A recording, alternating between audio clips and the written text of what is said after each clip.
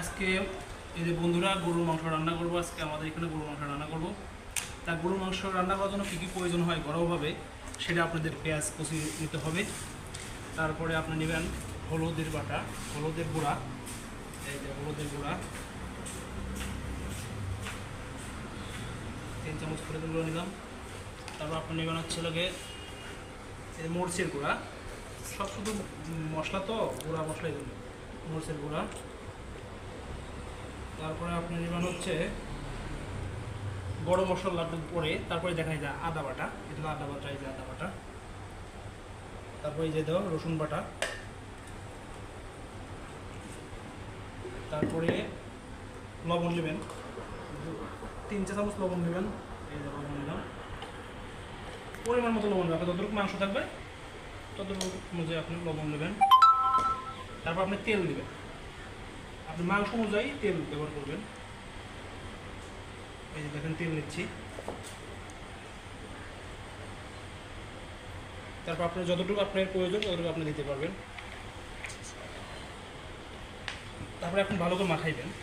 মাখাই নিলে এই কারণে যে জিনিসটা মাখাই নিচ্ছি সুন্দর করে, যেহেতু আমি মাখায়া রান্না করবো গরুর মাংস, তো এই জন্য মাখাই নিচ্ছি, রান্না করবো মাখায়া, তো এই জন্য।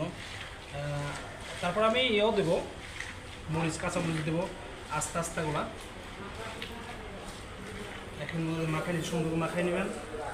তারপরে যে দারচিনি দেবেন, দারচিনি একটু পানিতে ভিজে রাখবেন, ময়লাগুলা থাকবে না, এই তো। তারপরে এলাচি নেবেন, এলাচি আপনি পরিমাণ অনুযায়ী এলাচি নেবেন।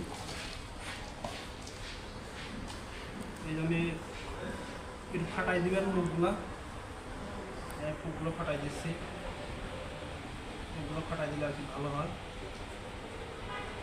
মুখগুলো ফাটাই দিচ্ছি আমি, দেখেন মুখগুলো ফাটাই দিলাম।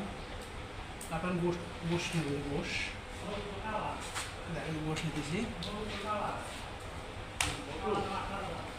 মাখাচ্ছি। মাখাই রান্না করতো, এই জন্য এইটা রান্নাটা খুবই সুস্বাদু হয়, অনেক মজাদার রান্না হয়। এই জন্য আমি প্রায় করেই বাসায় এইগুলো রান্না করে খাই সবাই মিলে, আর সবাই পছন্দ করে আমার হাতের রান্না। এই জন্য আমি আর কি বাসায় রান্না করি এভাবে আর কি। ইনশাল্লাহ আপনারাও পারলে বাসায় এইভাবে রান্না করবেন, দেখবেন অনেক সুন্দর হবে। ভালো করে মাখাই নিলে পরে গোশ মশলা সবই দেওয়া হয়ে গেল। আর হালকা একটু পানি নেবেন, আগে থেকে পানি নিয়ে রাখছি, হালকা পানি নেবেন।